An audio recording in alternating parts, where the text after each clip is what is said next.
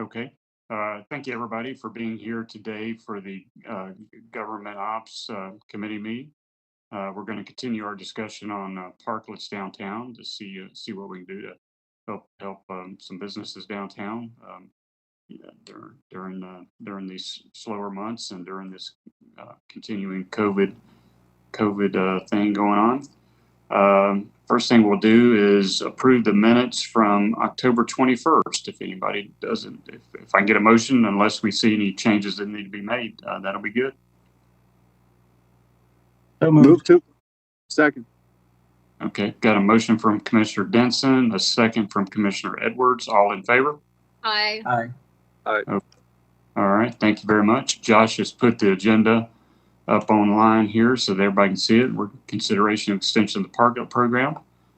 So Josh, Andrew, I guess y'all may have some advice for us or some way where we can move forward. Sure. Josh, are you able to pull up the revised or the document that I sent out yesterday? Will do. All right. So to give you all an update, last time we went through about 10 different questions with you that were pretty fundamental to how we might develop an ordinance, and we got some feedback from you all.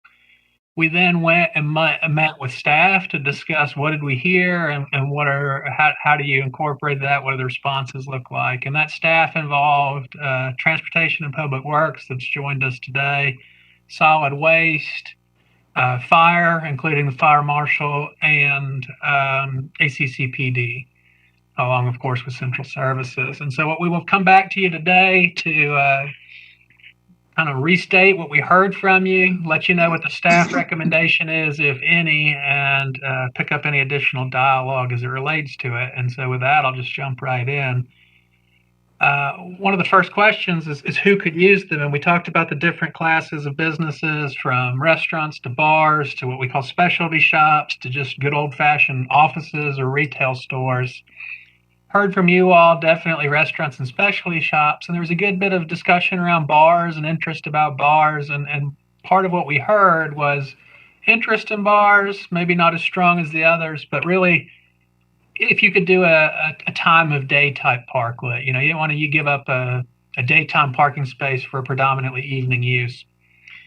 In discussion with staff, we would recommend you go ahead and start with restaurants and specialty shops, give that program time to roll out in a more formal ordinance capacity, and then revisit bars as you understand the demand for this resource and any of the changes that are recommended today.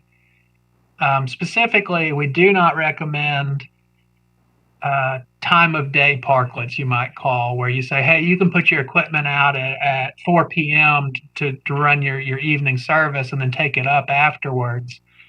Specifically, what we have a hard time trying to square up there is the interaction that creates between a business owner and a downtown parking patron or customer. So if I leave my car at 2 o'clock, am I subject to be towed? And if not, is the business owner very furious with me because I've cost them dollars on something they've paid a permit for? I think even with signage, that could be problematic. So our recommendation would be is if you decide to include bars now or at a later date, it probably need to be a permanent fixture within that parking space across the hours of a day. Any feedback or anything else we should be considering on that particular topic?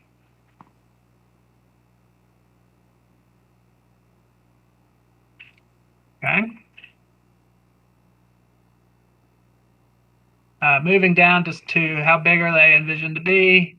We heard from you all, status quo is fine, 2 to 4 spaces, and we said the same thing. So right now the policy says you're basically vested in 2 spaces relevant to the frontage of your business, and you can go up to 4 with neighboring business support. And that way there is discussion amongst people with a shared interest in the resource. And so I think that's pretty easy for us to establish. And if we don't have any other feedback, we can go into the next one. Food and alcohol.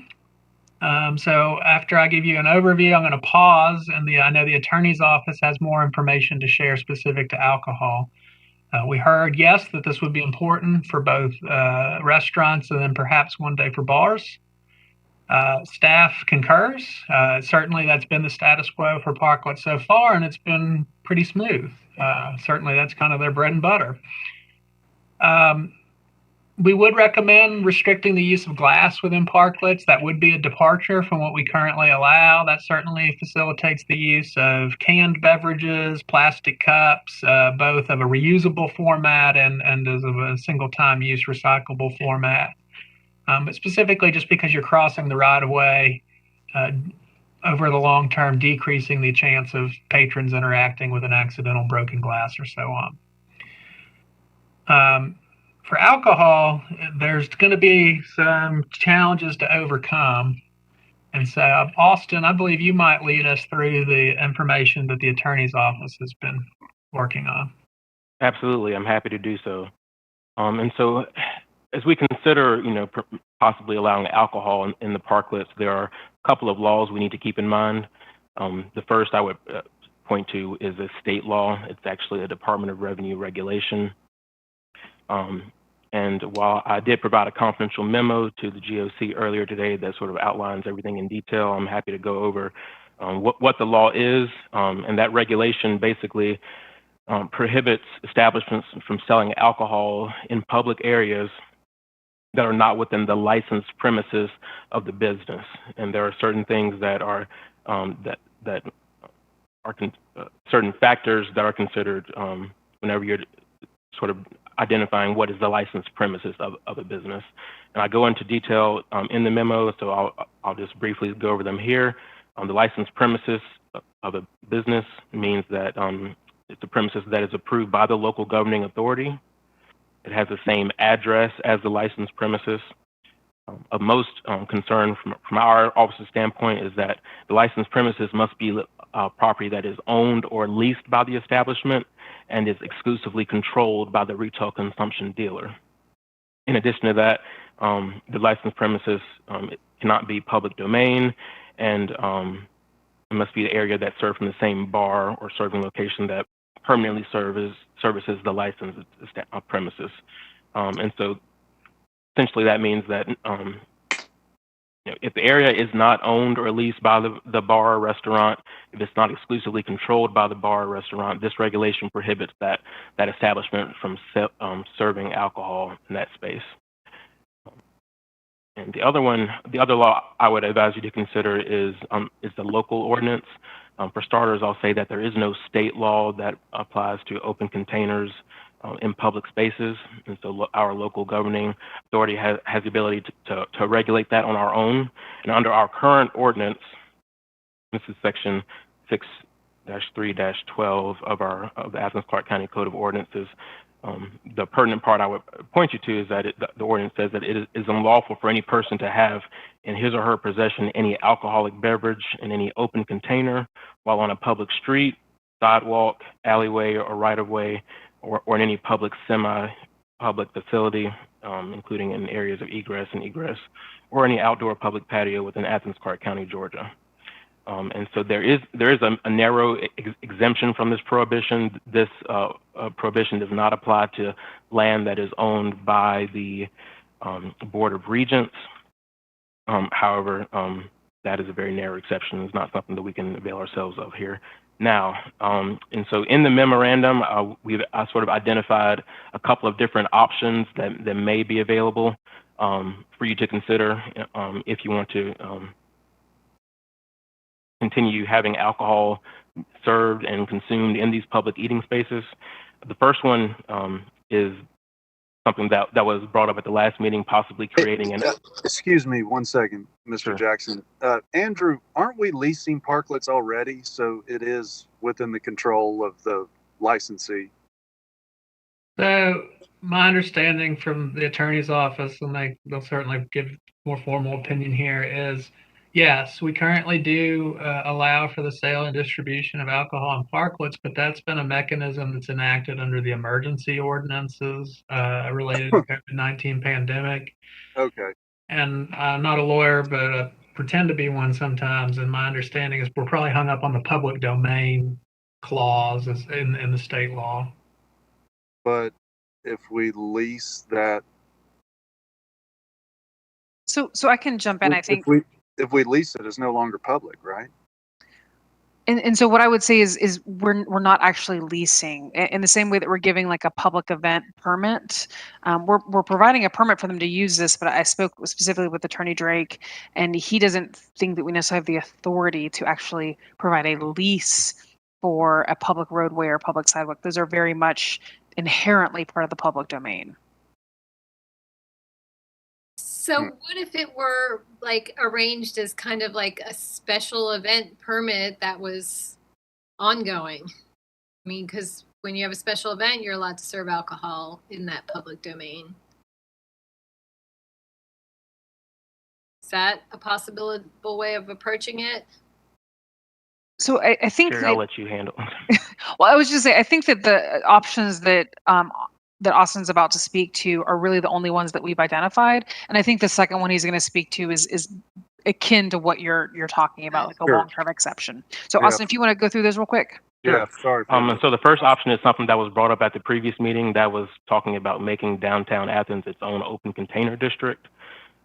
This is similar to what Savannah, Georgia does. They where patrons are allowed to purchase alcohol inside of an establishment and then take it outside. Alcohol is not sold outside, but people are allowed to consume it outside. That is one option, but I did note in my confidential memo that I know that in the past when this was brought up that there were some enforcement concerns brought up by Athens-Clarke County Police Department, and so I would just advise you to consider those concerns as you go forward. And the second option that we've identified as a possible workaround these regulations and ordinance is to explore an ordinance that would carve out a limited exception to the open container ordinance as it applies to patrons who are carrying alcohol from an establishment to the establishment's parklet. And that would obviously need to be fleshed out with some very specific guidelines about enforcement. And I believe Athens-Clarke County Police Department may have some of the same concerns in terms of regulating and enforcement, but I'm happy to answer any specific questions about either of those options. So basically, where if you had somebody dining in a parklet, if they wanted alcohol, they'd have to go inside the restaurant and get it like at the bar and carry it back out to their table. That's correct, sir. So essentially the situation that's happening now where you can go to the National and sit outside in the parklet and they come to your table and you can order a glass of wine, that would no longer be possible once the emergency order is not in effect.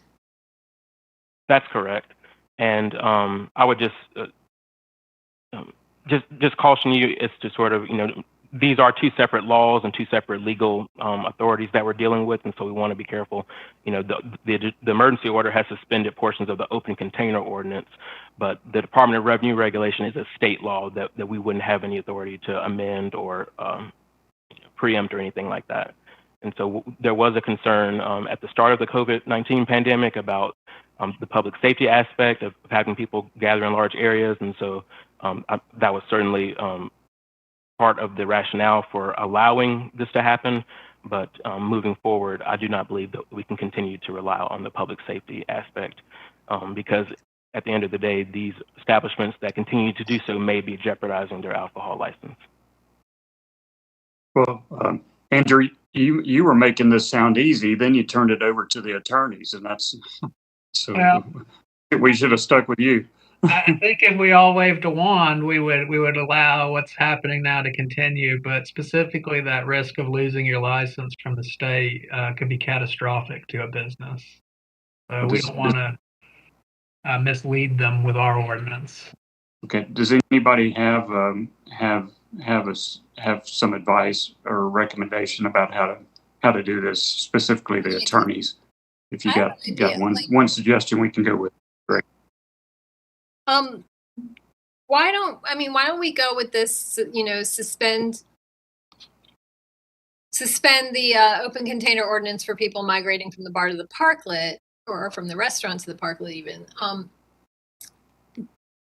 But like as part of the parklet permit, require that any alcohol served outside the front door of the establishment must be in a container that is marked with that establishment's name, whether it's a sticker slapped on the side of a beer can or a plastic cup with that restaurant's logo.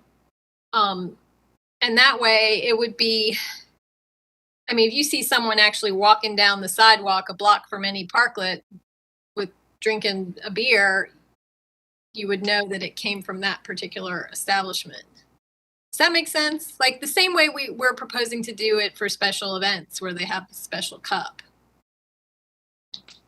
Well, Sherry, I mean, but if they're within, but Commissioner Lake, if they're within the parklet, they're okay. Yeah, within the parklet, they're okay. I think what the fear is that it's going to be hard to police them, you know, and make sure that they're just migrating from the establishment to the parklet and not wandering off the street, down the street with the open container. Is that what I'm getting at? So I think I can answer that. We've been trying to brainstorm all of the different ways, quite frankly, that this could be abused because we want to try to avoid them. And so we started with something as kind of complicated, I suppose, as literally like painting barriers, like as painting a walkway to the parklet saying you can only carry alcohol in this, you know, clearly marked area. You know, I think Andrew's point was that it's just a lot simpler to say that basically our open container ordinance is not going to apply to parklets, and it's not going to apply to someone who's actively migrating from the restaurant to the parklet. But we also wanted to make sure it's clear it's only to the restaurant's parklet. You can't get alcohol in one restaurant and then walk over to somebody else's parklet. We're trying to avoid the idea of, okay, you can't sit out and stand in front of the restaurant. That's why we talked about actively migrating. And so our worry is, what if it's a college game day and it's very, very crowded and someone's like, we're all just standing there drinking alcohol, and we say, well, there was a crowd and we couldn't actively walk. You know, or someone's walked 15 feet off to the side, but they were, quote, migrating. I mean, I think we can all imagine that within kind of a small radius of these restaurants, that it's going to be confusing and a little bit difficult for police, but it might be workable. Does that help explain the concerns? Well, can I ask this question? You may have already addressed this, Sherry and Austin.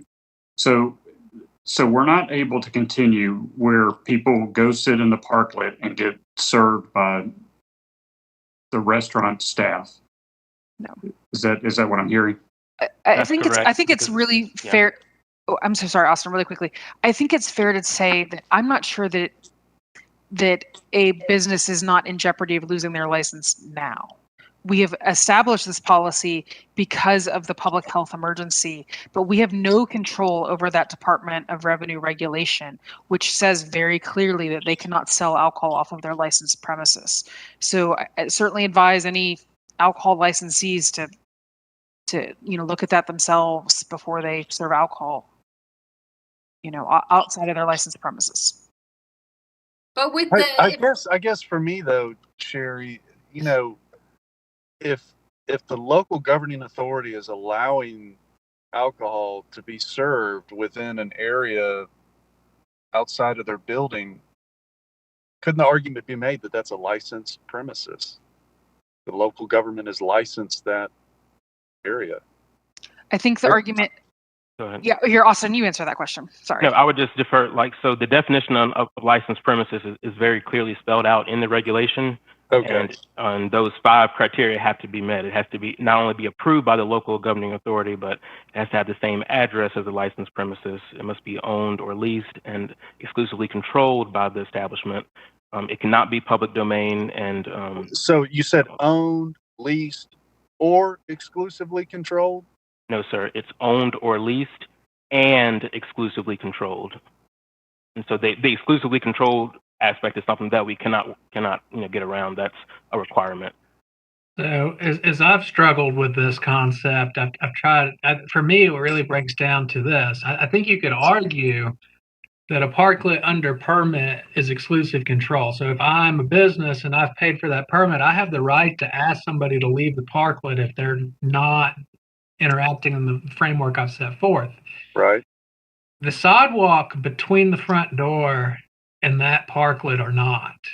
So if that person wants to go stand on that sidewalk and say hateful things and be a jerk, that's a constitutionally protected right that is not within the control of that business. And so that's probably, one of the biggest stumbling blocks there. Yep. And I just want to emphasize, this is not new information. I mean, our office has been aware of this the whole time. I think we were just comfortable knowing that the Mayor and Commission wanted to move forward with the parklet program and arguing that because of the significant public safety concerns related to COVID, that this was necessary for public health. And then we would just have to get in that argument if we ever were challenged, which thankfully we haven't been, but we can't rely on that moving forward. But let me ask this, and this is something we'll have to take to the mayor to see if he wants us to proceed in this direction to expand the scope of what we're looking at here. I mean, you mentioned one way around it is to do what Savannah's doing. But that's, I don't know that that's in the purview of what we're discussing here today, but certainly if the mayor allows for an extension of this conversation, I'd be open to having that conversation.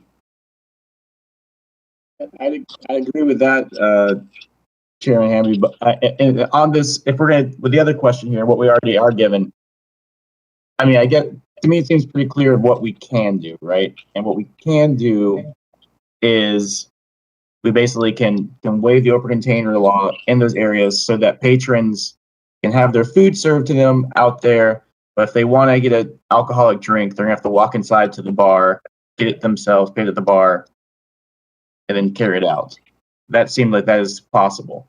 And which is also how it is in Savannah. Like, even if we were to do the full thing, you still have to buy it inside and carry it out yourself.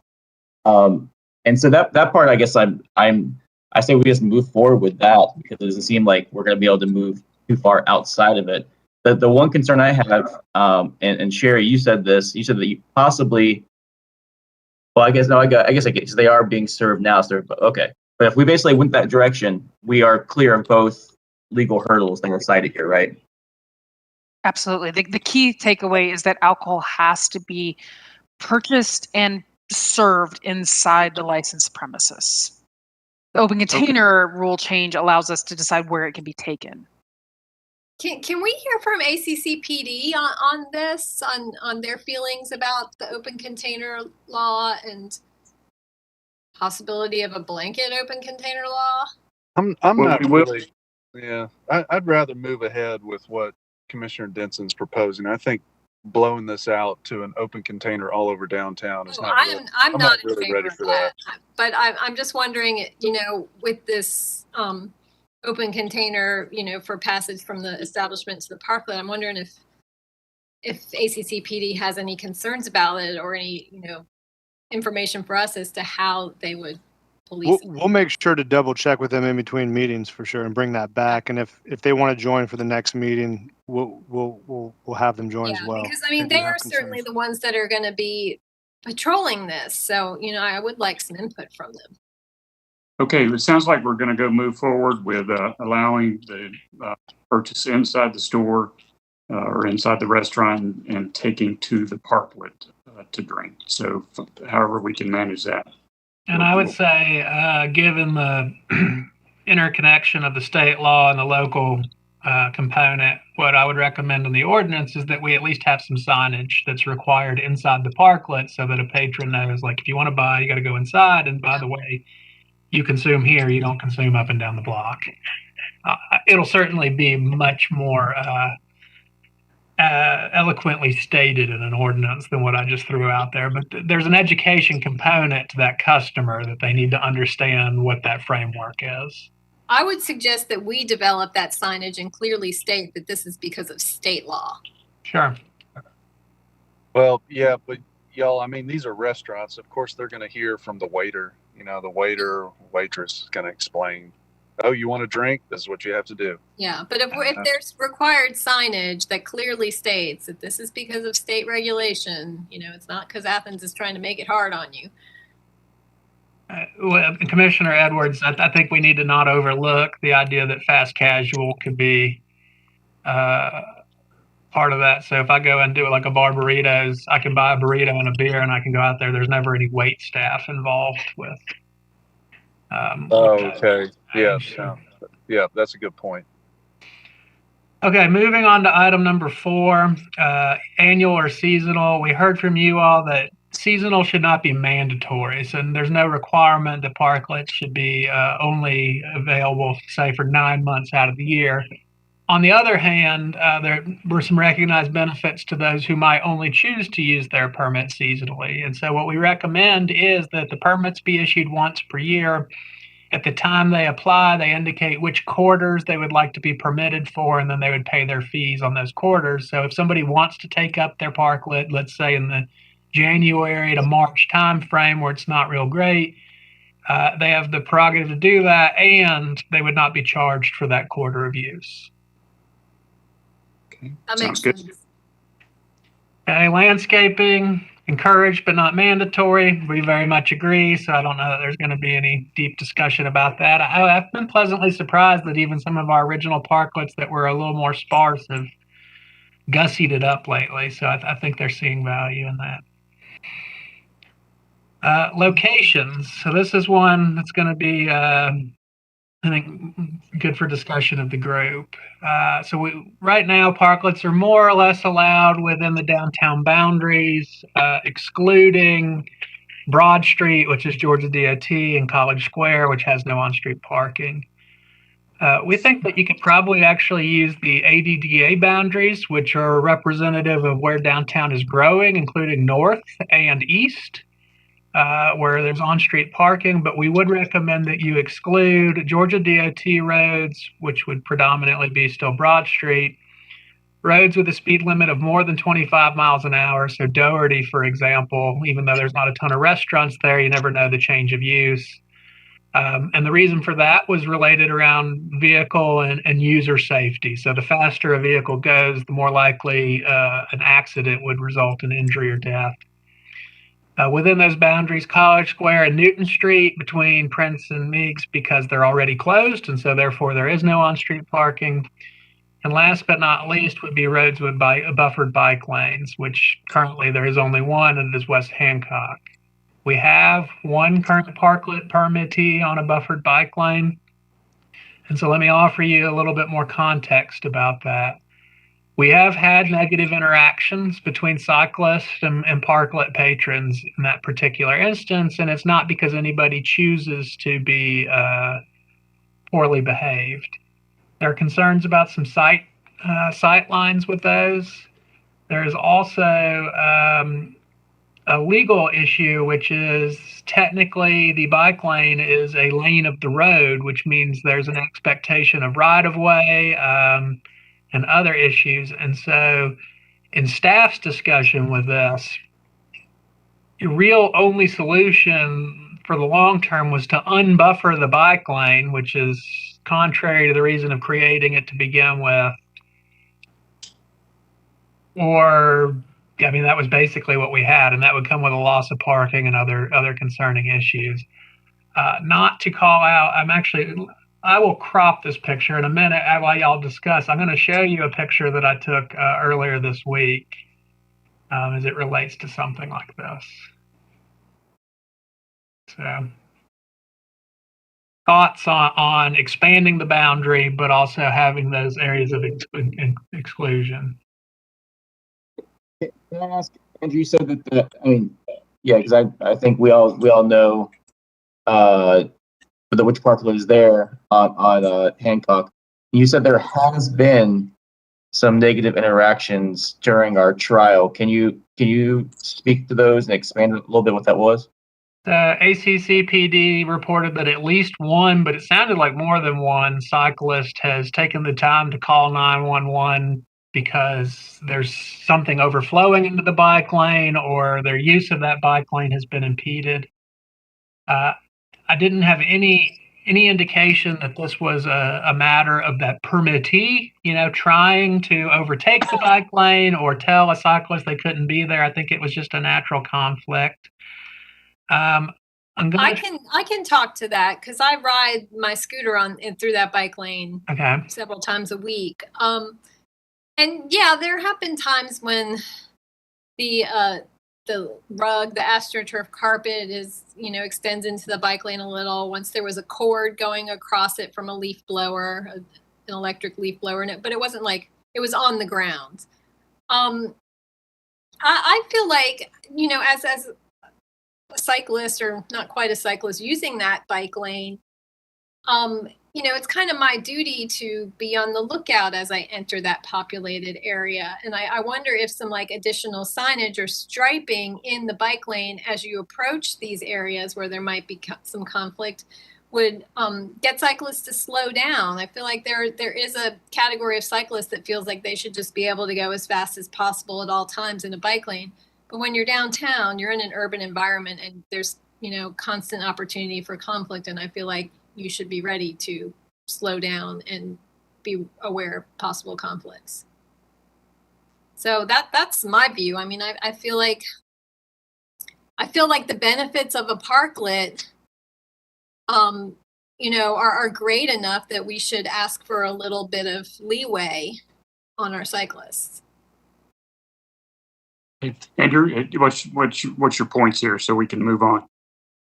Well, I'm going to ask Tim to maybe speak to the transportation side of that. I was just going to share this one picture, and again, it's not meant to call anybody out, but this was a picture I took on Wednesday, and I think it's representative of some of the challenges of those close interactions. Now, certainly this could be shifted back to a discussion between the permit issuer and the permittee.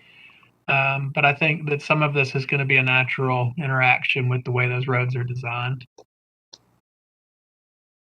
Tim, do you have anything to offer as it relates to just the traffic management and safety aspects of this?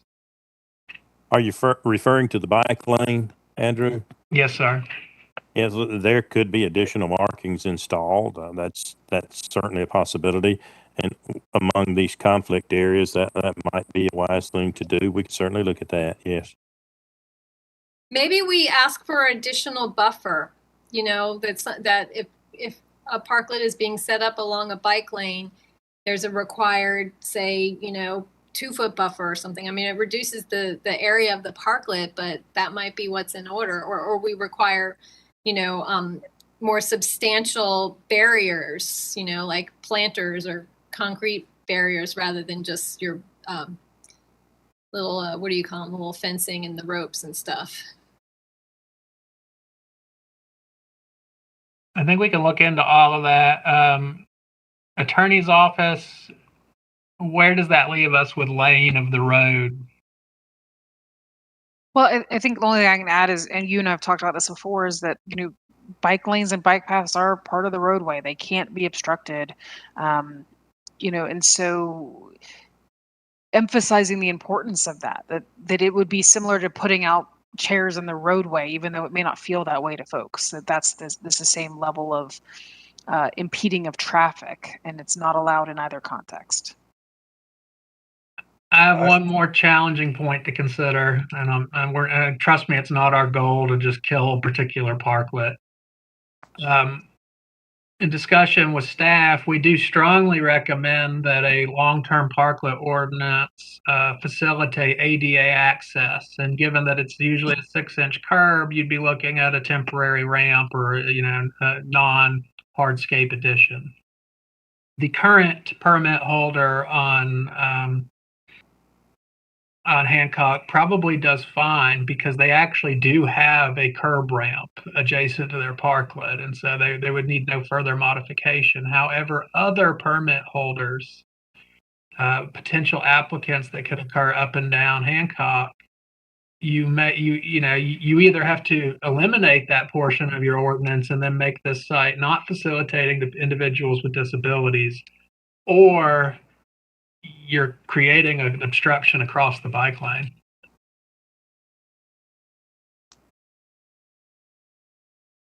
You're saying that this one that has the bike lane, they have a ramp already? There's a curb cut. Okay. There is, yeah. Okay. I mean, I tend to agree with Sherry. The bike lane needs to be kept clear. They don't need to put furniture in that bike lane. I agree. Just like figuring out how do we assure that is the case, and that, people will also be crossing that bike lane. I've been traveling in that bike lane, and just a few feet ahead, a waiter's crossing that bike lane with the tray. And I just know, as someone who travels that bike lane regularly, I know I'm going to be super careful going through this little area and go really slow and make sure that I'm prepared to stop in a second.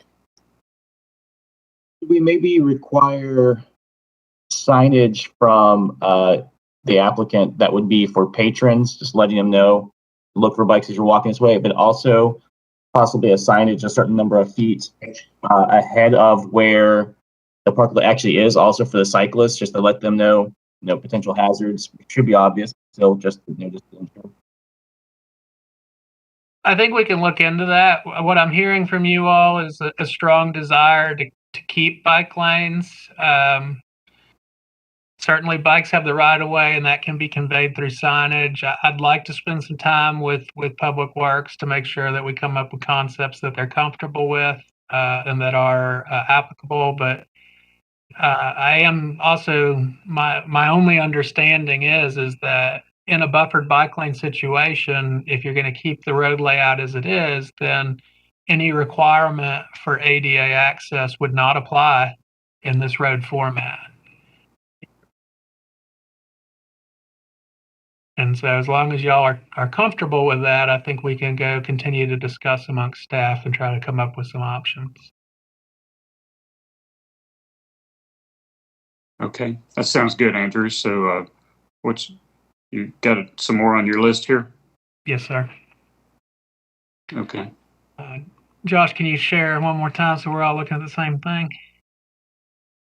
The good news is we've made it through most of the really difficult stuff. Support from density. So we talked about generally, these things should be somewhat organic.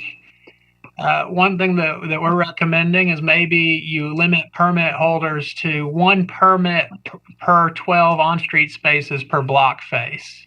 And so what that means is that areas with less parking resource would have fewer permits, and areas with more on-street parking would be entitled to have more total permit holders. The attorney's office gave us some guidance on what do you do if demand outstrips capacity. And I'll be quite frank, I'd be surprised if this happened, if we have an ordinance and a fee and so on for this. If that was the case, initial permit holders would be decided by lottery, and then there would be a waiting list. And then, so as a business decides to relinquish a parklet or changes over time, maybe changes use or so on, then the next person would be eligible in that capacity. But the main takeaway here is that we would limit total permits by the amount of capacity on the street. Neighboring businesses, we've already covered that in the other area. The answer is yes, specifically to not whether or not you can have a parklet, but whether or not you can have more than 2 spaces. Non-conforming activities, you all said, hey, we basically like it the way it is. Staff generally concur. We've talked about the idea of restricting the use of glass. I think this is where the one thing that staff from almost all departments really stated is there are concerns about the safety implications of parklets as the current design standards exist. So, we have everything from metal fencing to 2x4s. Ultimately, the concern is unwanted interaction between a vehicle and parklet users, perhaps even that being an intentional interaction. And so there was a lot of staff discussion about, well, we don't want to make it a bunker, but we do want to make it a bit more resistant. Some early things could be K-barriers or, apparently I sent out the one that actually said mafia blocks or Lego blocks, whatever you want to call them. Those could be built into a facade. Also, potentially, we'll explore other, even building up just a wooden wall or something of that nature. And so I know TPW is going to help offer some guidance. It doesn't need to be, a defense site, but it needs to be resistant to vehicles. And so that will be a departure from what's currently on the books. Any concerns or feedback about that?